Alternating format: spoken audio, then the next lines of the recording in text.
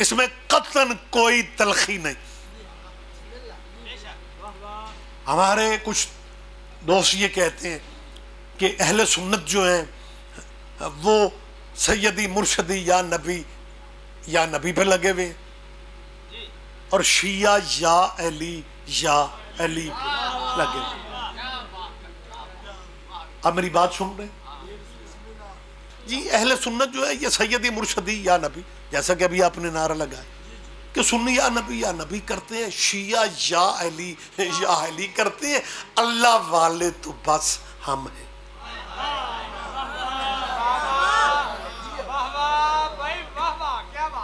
ہمیں اللہ والے بھی اچھے لگتے ہیں، لیکن اس وقت اللہ والوں پہ ترس آتا ہے جب وہ اللہ کی عبادت میں کھڑے ہو کے، مصلی پہ کھڑے ہو کے، نماز میں کھڑے ہو کے اللہ کے ترلے لیتے ہیں، اہدنا الصراط مستقیم. اور اس کے بعد اس کا ترجمہ کیا کرتے ہیں؟ یا اللہ پلیز ہمیں سیدھا راستہ دکھا. اور فوراً کیا کہتے ہیں؟ صراط الذین انعمت علیہم. اللہ راستہ ان لوگوں کا دکھا. یہ اللہ والوں، یہ اللہ کی نماز میں لوگ کہاں سے آ گئے؟ آپ جیئے میرا بیٹا. ہم اللہ کی کبریائی کے مخالف نہیں ہیں. میں یہ بات پہلے شروع میں کلیئر کر دینا چاہتا ہوں. ہم اللہ کو آل محمد کا بھی اللہ سمجھتے ہیں. میری تائید کرو بیٹا، خاموش نہیں رہنا. غلط فہمیاں پہلی بہت سی ہیں. ہم اللہ کو مولا علی کا بھی اللہ،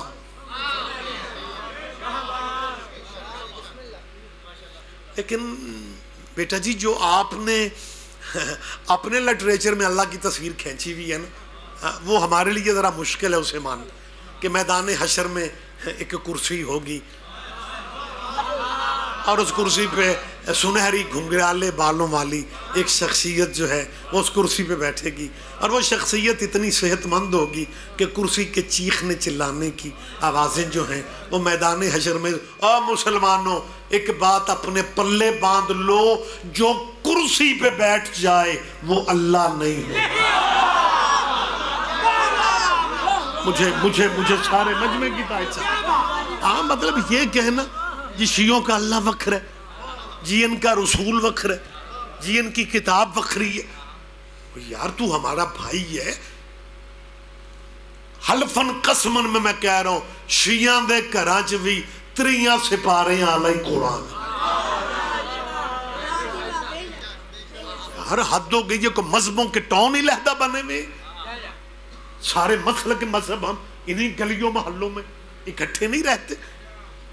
جی اللہ جی کرسی پہ بیٹھے گا اور اللہ اتنا صحت مند ہوگا کہ کرسی کی چین چین کی آوازیں بھی جو ہیں وہ میدان حشر. میں نے پہلے کلیئر کر دی ہے، پنچایتی بندے بھی بیٹھے ہوئے ہیں. ایک بات پلے باندھ لو، جو کرسی پہ بیٹھ جائے وہ اللہ نہیں ہوتا. میں تیسری دفعہ کہہ رہا ہوں، جو کرسی پہ بیٹھ جائے وہ اللہ. لیکن اگر کوئی بھائی ہمارے ضد پہ اڑے ہوئے ہیں کہ کرسی پہ بیٹھنا ہی بیٹھنا ہے، پھر میدان حشر میں جس کے لیے کرسی لگ گئی اس کے بارے میں کیا خیال ہوگا؟ سارے بندے باریکیوں پہ دھیان ہی نہیں دیتے.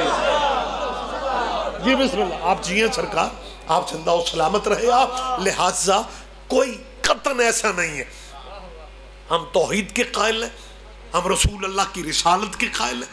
ہاں جن بندوں کو یا رسول اللہ سمجھ میں نہیں آتا، اگر آپ اجازت دیں میں تھوڑی غلط فہمی یہ بھی دور کر رہا ہوں. میری اپنے شیعہ بچوں سے اپیل ہے، ماتمی بچوں سے اپیل ہے کہ اگر آپ کا کوئی دوست آپ کی دوستی میں مجلسوں کے قریب آ رہا ہے، بارگاہ کے قریب آ رہا ہے، اور آپ سمجھتے ہیں نیڑے ہو گئے، پھر یا علی کہلوانے سے پہلے اس سے یا محمد کہلواؤ. جس بندے نے یا رسول اللہ نہیں کہنا وہ یا حسن کیسے کہے؟ بہت شکریہ، بہت شکریہ. جس بندے نے حضور اصول کی بات، جب بیس بہتر نہیں ہے تو باقی سسٹم کیا چلے گا؟ پریشان تو نہیں ہو رہے آپ؟ ایک بندہ، میں نے پہلے بھی شروع میں کہا کہ میں کوئی تلخی والی بات نہیں کرتا.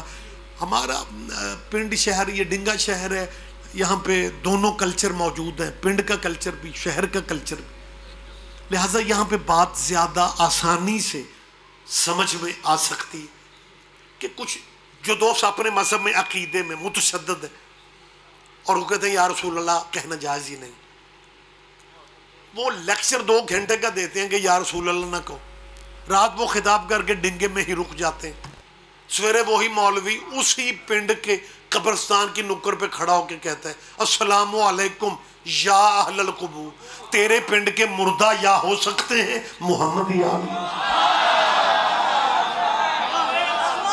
یار میری بات پہ آپ توجہ کر رہے ہیں، میں آپ سے کیا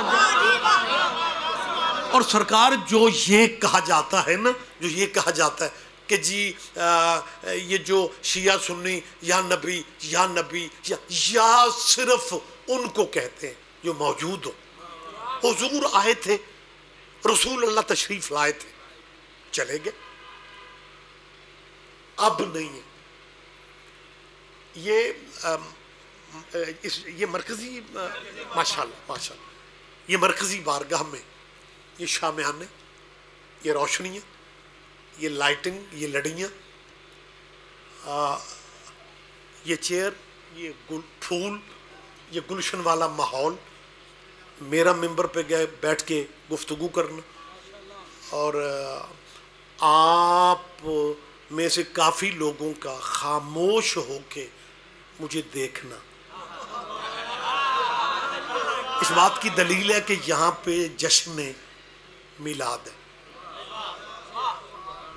وگرنہ ہاں یہ روشنیاں، یہ انتظام جو ہے یہ سرکار کے میلاد کے لیے ہے نا، یہ مطلب یہ جو کچھ ہے، یہ جتنا انتظام ہے، میں پہلے بھی دعا کی ہے، جو جس خوبصورت انداز میں آپ حسین کے نانے کا جشن منا رہے ہیں، مالک زندگی میں کبھی ان گھروں کو کسی چیز کی کمی نہ آئے۔ جو دوست یہ کہتے ہیں کہ یار حضور آئے تھے اب نہیں ہے، میری جان یہ روشنیاں، یہ شامیانہ، یہ انتظام حضور کے میلاد کی وجہ سے ہے۔ کل جب آپ اس بارگاہ میں آئیں گے نا، یہ انتظامات نہیں ہوں گے، کیونکہ یہ جس وجہ سے ہیں، جب وہ وجہ ختم ہو گئی انتظام ختم ہو گئے۔ اب اللہ کہہ رہا ہے لولاک لما خلقت الافلاک، محمد اگر تو نہ ہوتا یہ کائنات نہ ہوتی، یہ سب کچھ تیری وجہ سے ہے، جب محمد ہی نہیں رہ گیا یہ کائنات غرق کیوں نہیں ہو گئی؟ جب وجہ کائنات ہی نہیں ہے۔ شاید میں سمجھا نہیں سکا، میں ایک زحمت آپ کو اور دے رہا ہوں، تفسیریں پڑھیں، بزرگ علماء کو سننے والے چہرے بھی موجود ہیں، زمینیں پڑھیں، ترجمے پڑھیں،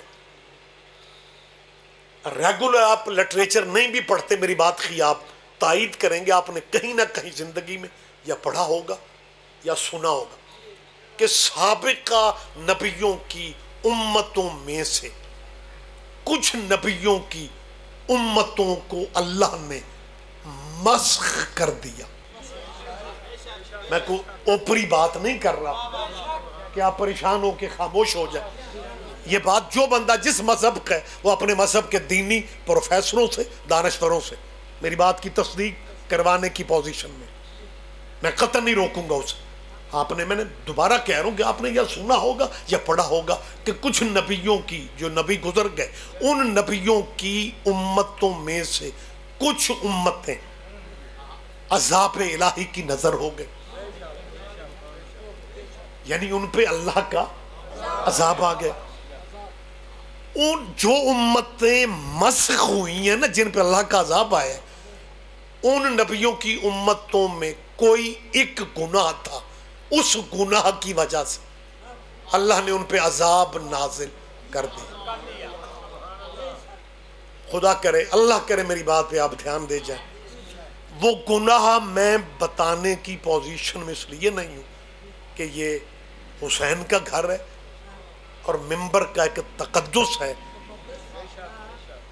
اس کو مد نظر رکھتے ہوئے بیٹا میں ان گناہوں کی تشریح بھی نہیں کر سکتا، لیکن آپ نے سنا ضرور ہوگا کہ نبیوں کی امتیں عذاب آیا، ریچھ بن گئے، بندر بن گئے، خنزیر بن گئے، گناہ ایک ایک تھا. جتنے نبیوں کی امتیں علیحدہ گناہوں کی وجہ سے برباد ہو گئیں، وہ سارے گناہ اس امت مسلمہ میں موجود ہیں. اللہ کرے کو بندہ دھیان دے. ویسے میں بانیان جشن کو مبارکباد بھی دے رہا ہوں کہ جشن بڑا مقبول جے. ایک دو بندے ستے بھی پائے نے میں نو داد بھی دے رہا. جاگ اور 9:30 بجے سونا صحت کے لیے ٹھیک نہیں. کیا علی بہت شکریہ بیٹا. جاگ جاؤ، آپ سے ہوں جواب سارے دیں. کیا علیہ بہت مہربانی، بہت شکریہ. ایک صاحب نا ہمارے اپنے مومن کہنے لگے یار یہ ہمارے جو ذاکر مولوی ہوتے ہیں، میں نے کہا یہ بڑے عجیب ہوتے ہیں. میں نے کہا کیا ہو؟ کہنے لگا اگر کوئی تھکا ہارا بندہ سو بھی جائے تو انہوں سون دیو. یہ ہمارے ذاکر مولویوں کو پتہ نہیں کیا مصیبت ہے، ایک بندہ بھی ستا ہوئے وہ دے سر تے آ جانے. وہ تھکا ہویا بیچارہ کوئی پریشان نیند. اگر میں نے کہا جی مجھے باقی ذاکروں کا پتہ نہیں، میں ستا بندہ پتہ ہے کیوں جگاتا ہوں. میں اس لیے جگاتا ہوں کہ سارے مجمع میں سے اسی بندے نے جشن کے باہر جا کے کہنا ہے آج شاور اندر سواد ہی کوئی نہیں. حد ہو گئی ہے. اور مہربانی کرو، ہمت کرو، ہمت کرو. بڑی مہربانی سر. میں کیا کہہ رہا تھا؟ بہت شکریہ کہ جو گزرے ہوئے گزشتہ لوگ، مہربانی بیٹا آپ جیو یار، آپ کی دعائیں اس شب کا صدقہ، اس مہینے کا صدقہ، اس ذکر کا صدقہ، اللہ آپ کو کسی کا زندگی میں محتاج نہ کرے. میں تیسری دفعہ یہ فقرہ کہہ رہا ہوں، جن نبیوں کی امتیں ایک ایک گناہ کی وجہ سے، میں بار بار ایک گناہ پہ زور دے رہا ہوں، وہ سارے گناہ جمع کرو. مسلمانوں میں سارے موجود ہیں.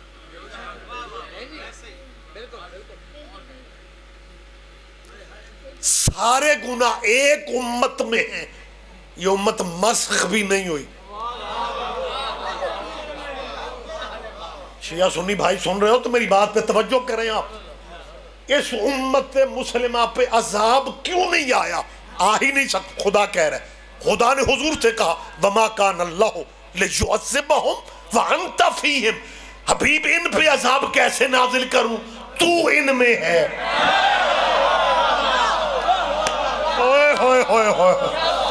اللہ کرے بات اب کافی ساری باریک ہے. اگر اس جگہ پہ باریکیوں کا لطف آپ نے نہیں لینا، اللہ جانے کس نے لطف لینا ہے. حبیب عذاب ہو ہی نہیں سکتا. اس امت میں گناہوں کا موجود ہونا اور پھر عذاب نہ آنا اس بات کی دلیل ہے کہ کوئی نہ کوئی محمد ہے. آپ جیو، آپ جیو، آپ زندہ و سلامت رہو میری جان. بہت شکریہ، بہت شکریہ، بہت شکریہ، بہت شکریہ. آپ جیے.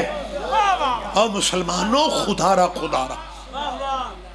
حضور کو رواج سمجھ کے نہ مانو. ربیع الاول کا مقصد ہے کہ سرکار کے قریب آؤ.